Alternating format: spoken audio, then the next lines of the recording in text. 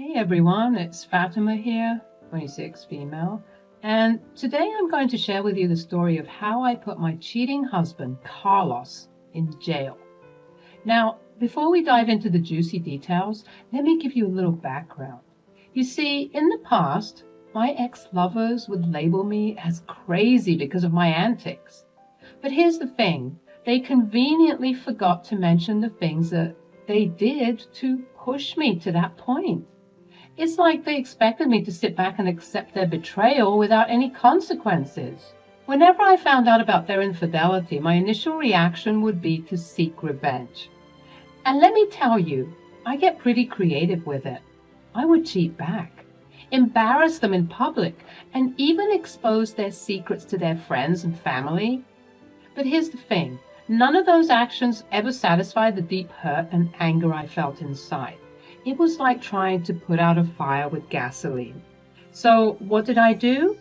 I resorted to slashing their tires, putting Jolly Ranchers on their windows so when they'd pull it off it would crack, burning their clothes, cutting tongues out of their sneakers. I did everything in the book, and still, I would find that these men would cheat on me one after the other. I got sick and tired of it, as you can imagine. But then I met my knight in shining armor. Let me take you back to the time when I met Carlos, the man who would change my perspective on love. Carlos came into my life like a breath of fresh air.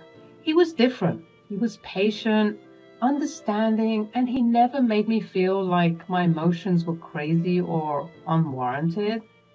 We hit it off right away, and before I knew it, we were dating for 2 solid years.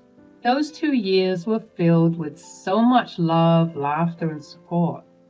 I finally felt like I had found the one person who would break the cycle of cheating that had haunted me for so long.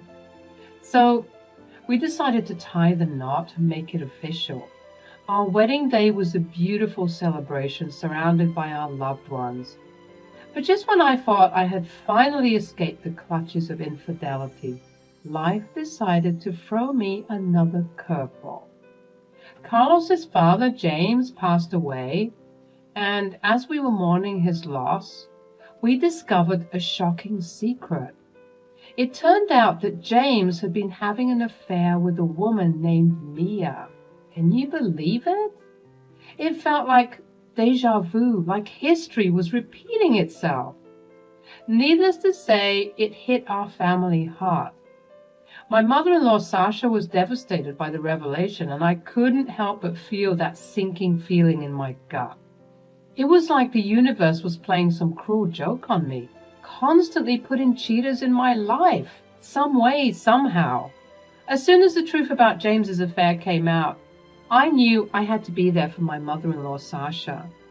I mean, come on, I had dealt with so many cheaters in the past that it felt like it was my duty to comfort her, so I sat her down and said, "Sasha, I know this sucks, but trust me, we'll get through this together." She looked at me with watery eyes and said, "Fatima, how did you handle all those cheating jerks from your past? I've never experienced a heartbreak like this."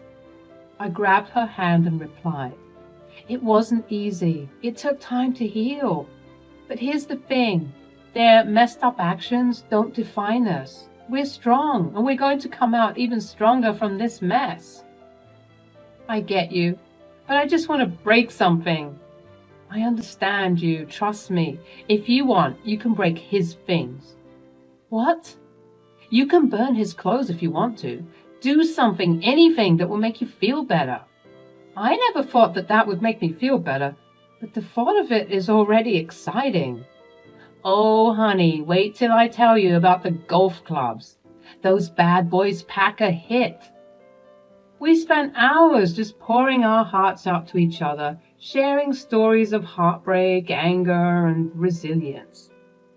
It was during those talks that I realized Sasha and I had a lot in common. We were both feisty and had this fire inside us that couldn't be extinguished. Our bond grew tighter as we navigated this emotional roller coaster. All right, y'all, buckle up because things took a crazy turn. After all the healing and bonding with Sasha, Life seemed to be returning to normal. We were on the path of healing and forgiveness. But as with my life, crap, yet again, hit the fan.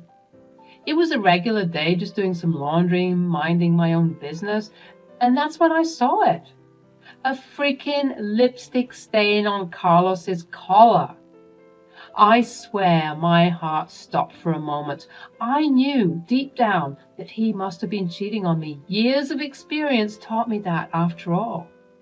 The anger that welled up inside me was like nothing I had ever experienced before.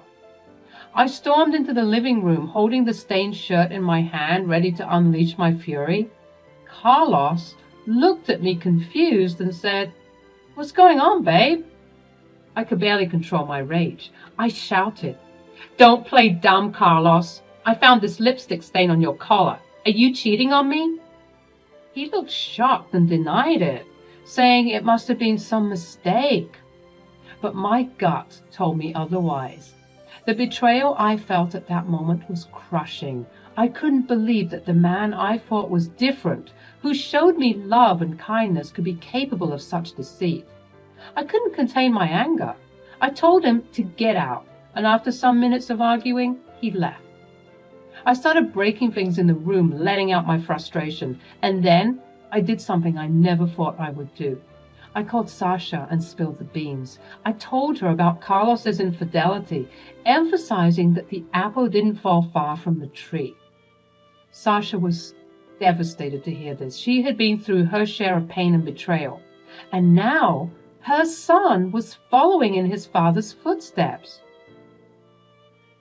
I could hear the anger and disappointment in her voice as she said, "Fatima, I can't believe Carlos would do something like this. After all we've been through, this is just heartbreaking." I spent the entire night crying and the days afterward as well. I was ignoring Carlos's calls and I was getting ready to leave his behind for good. But first, I needed to wallow in my sadness. So there I was, feeling upset and drowning my sorrows in tubs of ice cream. I just couldn't believe that Carlos, the guy I thought was different, had betrayed me like this. My phone would ring non-stop with his calls, but I had no interest in answering. I needed time to process my emotions and figure out what to do next. Then, one day, my phone rang again, and it was Sasha.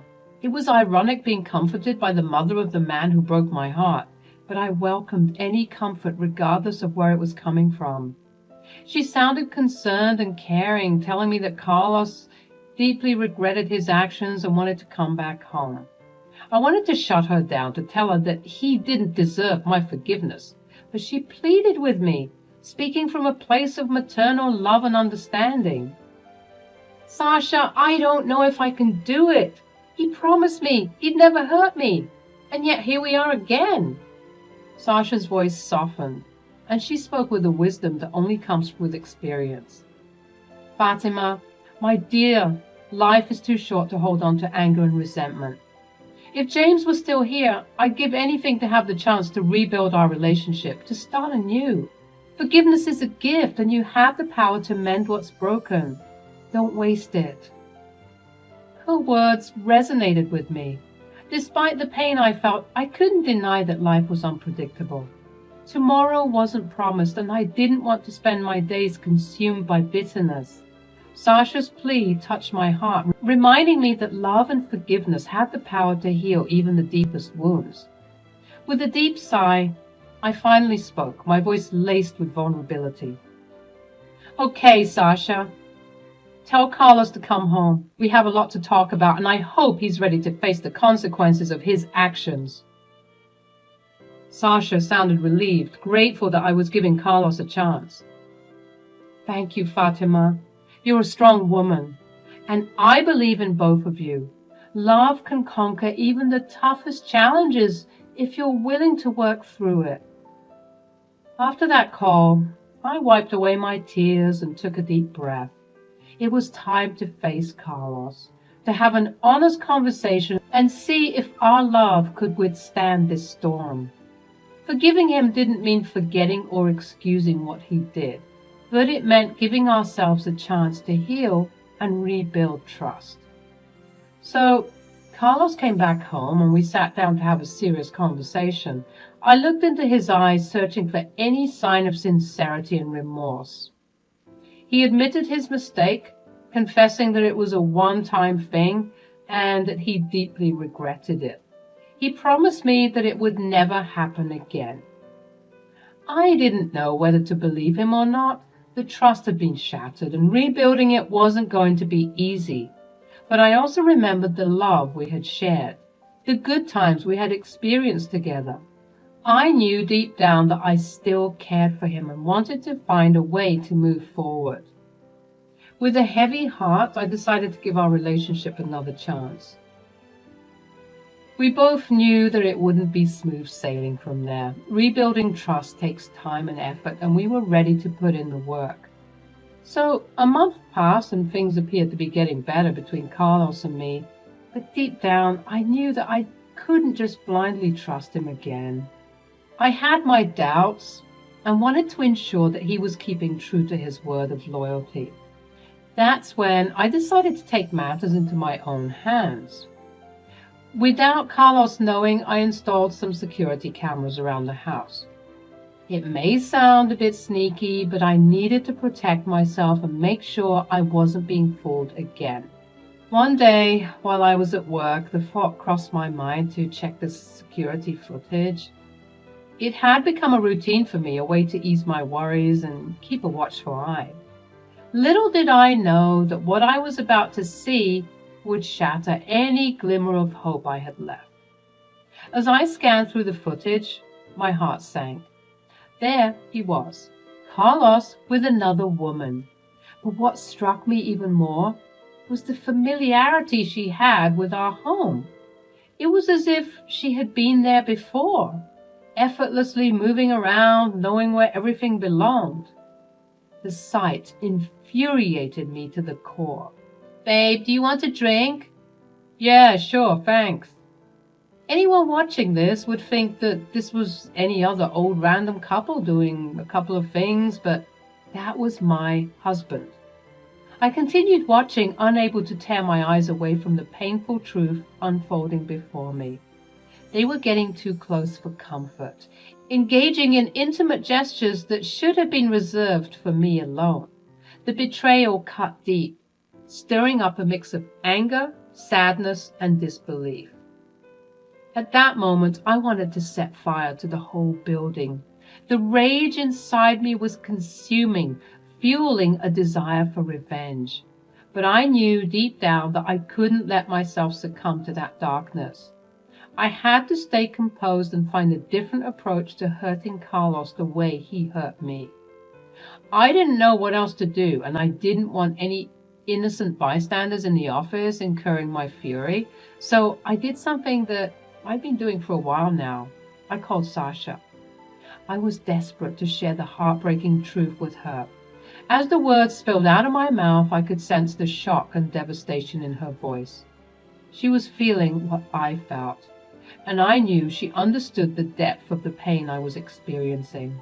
Sasha's voice quivered as she spoke, assuring me that she was just as angry as I was. She couldn't believe that Carlos had betrayed me once again, tearing apart the trust we had been trying to rebuild. It was like reopening old wounds, and the pain was unbearable. "Oh my God, Fatima, I don't even know what to say. My heart is hurting for you." "I don't know, Sasha. It's like my heart has been ripped apart all over again. I wish I had gotten my revenge and left him when I had the chance. Now I'm left broken."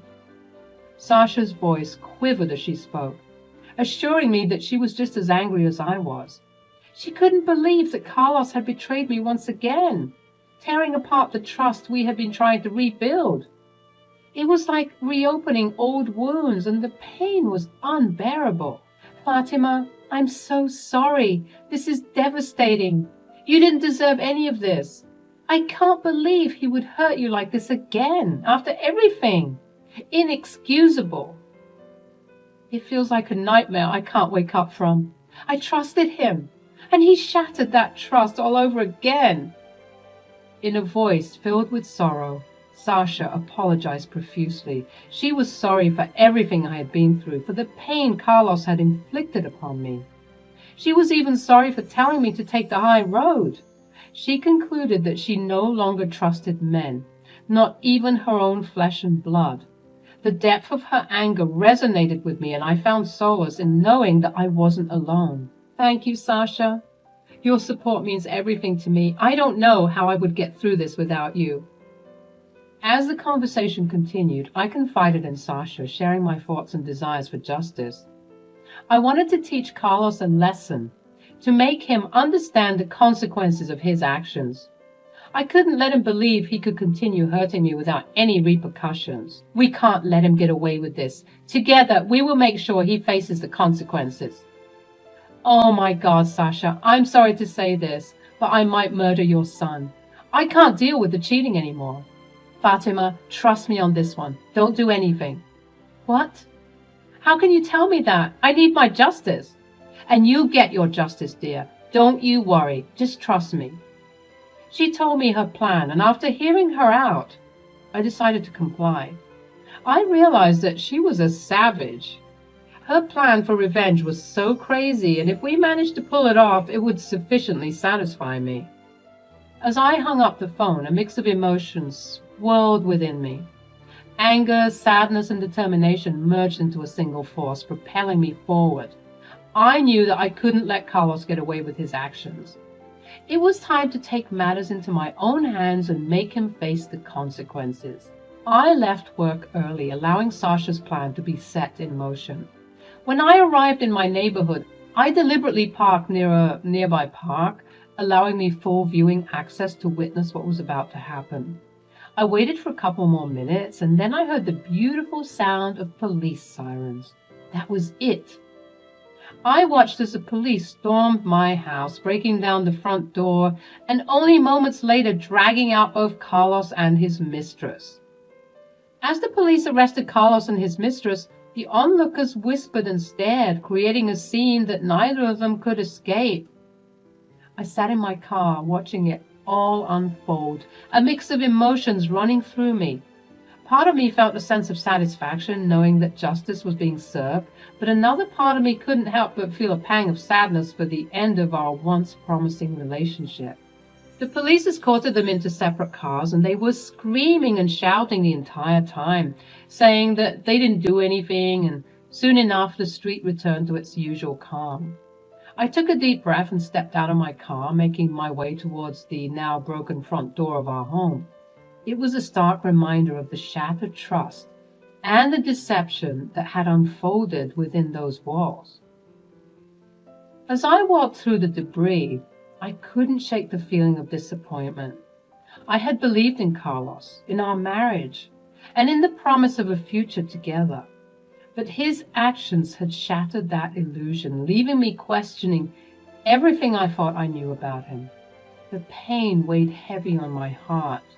But deep down, I knew that I deserved better than a partner who couldn't stay faithful. Sasha and I had concocted a plan to frame them for possessing illegal firearms and a stash of drugs. It was a risky move, and I knew deep down that if we were to get caught, it would be the end. But in the heat of the moment, the desire for revenge clouded my judgment, and we went ahead with the plan anyways. As the hours went by, I imagined the fear and confusion that must have consumed Carlos and his mistress during their intense interrogations. Sasha and I had created a scenario that would make them sweat, even though it was all fabricated. I knew it was wrong, but at that moment I found some twisted satisfaction in the thought of them experiencing a taste of their own medicine. In the midst of my excitement, I left work early to witness the unfolding drama. I had envisioned the entire scene in my mind, imagining the look of shock and disbelief on their faces as they realized the severity of the accusations against them. It was a cruel plan, and I couldn't deny the thrill it brought me. True to Sasha's prediction, Carlos used his one phone call to reach out to either me or his mother. And guess who he called? Hello? Fatima, thank God you picked up. I don't know what's going on, but I've been arrested. Oh my goodness, what did you do?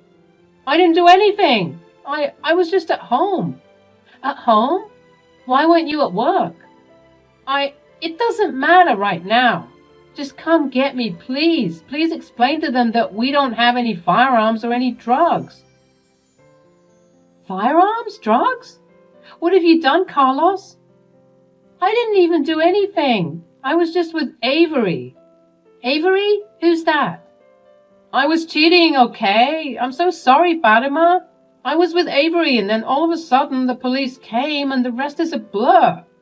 Come get me. I'm so sorry for breaking your trust. I promise you that this was the last time.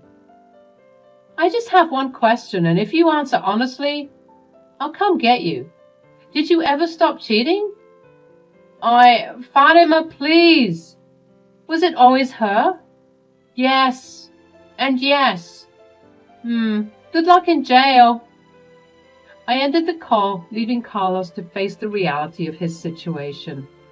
I reveled in his humiliation and confusion.